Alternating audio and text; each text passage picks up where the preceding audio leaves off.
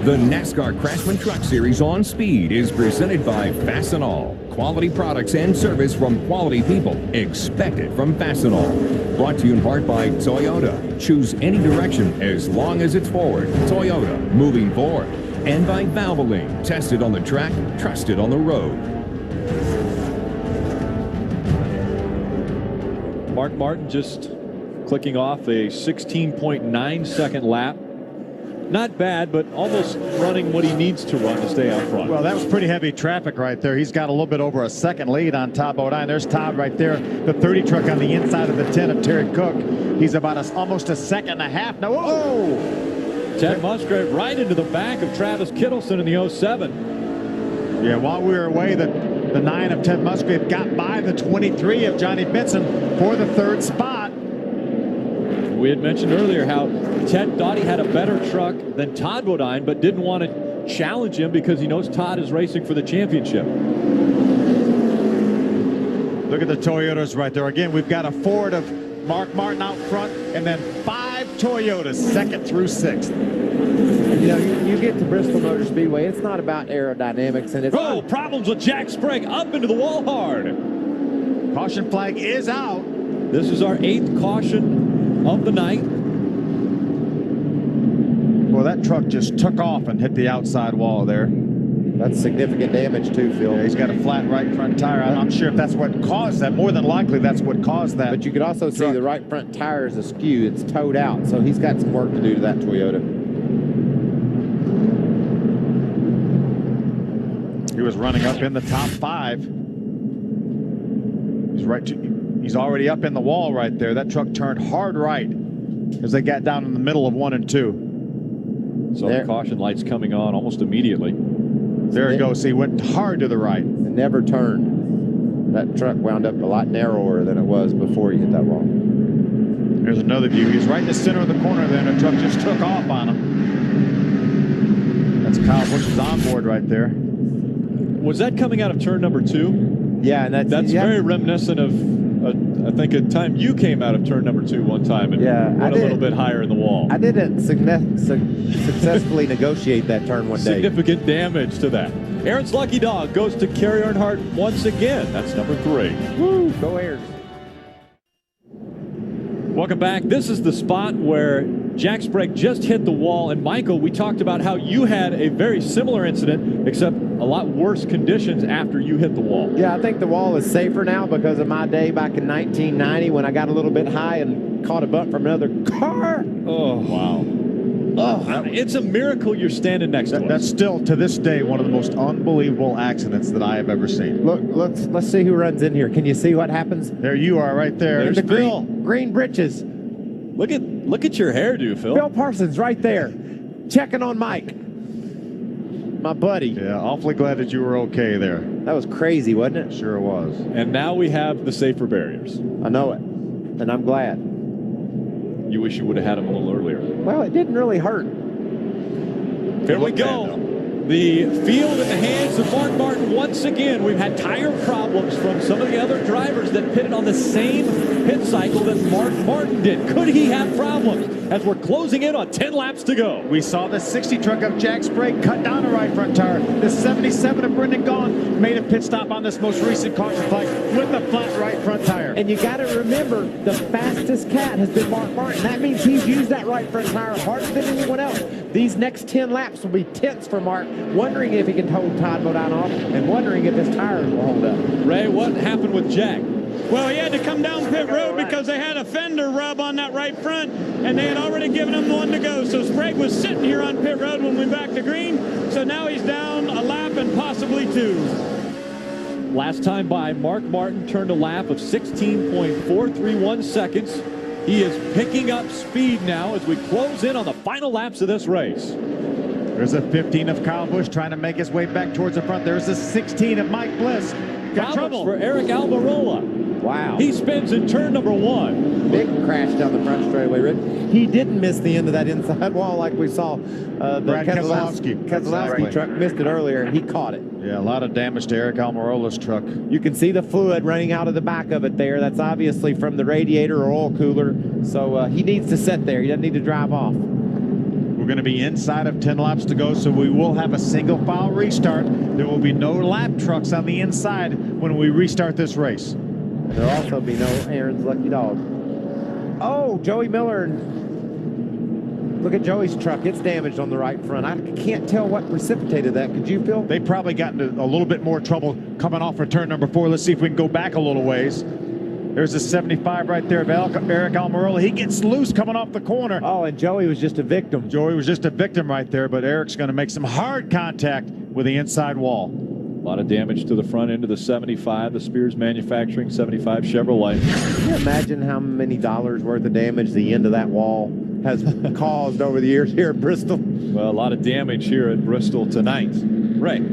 Hey, let's take a look at the tire that just came off Jack Sprague's Conway Toyota. You'll notice right here on the inside there's a melt on this bead, and that's whenever it came apart and then cut this line right up through the side here. Now, this is the inside of the tire, but once the air goes down, again, the lucky thing was on the inside there, you'll see we did have an inner liner on the right side tires here. That saved Sprague from really getting torn up, but it was a melted bead that put him in the fence. You know, that's Bobby D. Ray, we are in the Volunteer State, and so far this year, 2 Craftsman Truck Series races in Tennessee. They've both been won by a Toyota. Right now we have Toyotas, as you guys mentioned, 2nd, 3rd, 4th, 5th, and 6th. So Michael Waltrip and Phil Parsons, does that spell trouble for Mark Martin in the Ford? No, I don't think so. I think Mark's got this baby in hand. He's fast. He does have to survive a restart. Todd will get on him on this restart. So We've seen that before. We saw that recently. Ask Skinner. Ask Skinner what Todd will do on a restart. Krista, what's happening in the pit?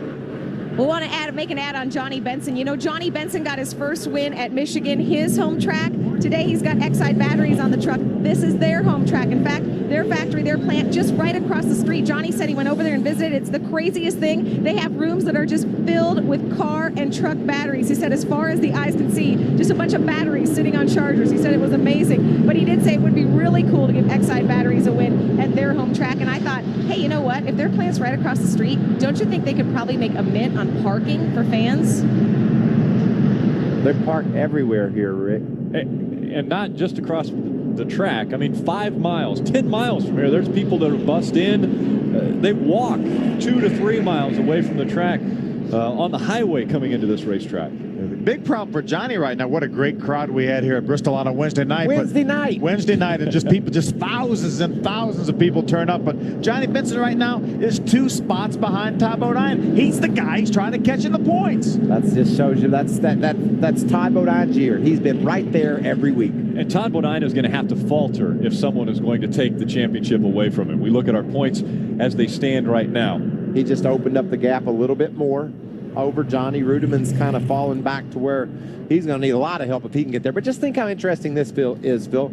If you take Todd out of the equation, there's only about 150 points all the way down to 7th or 8th. So there's a lot of guys in that 2nd to 10th position that can change. Yeah, and let's don't give this thing to Todd Bodine yet. If he has trouble in any one race, you can lose 135 points in one race. It's not over yet. And remember, this is just one of the 2 racetracks that people have talked about being pivotal. Talladega still is coming, and that could be very big for our points championship.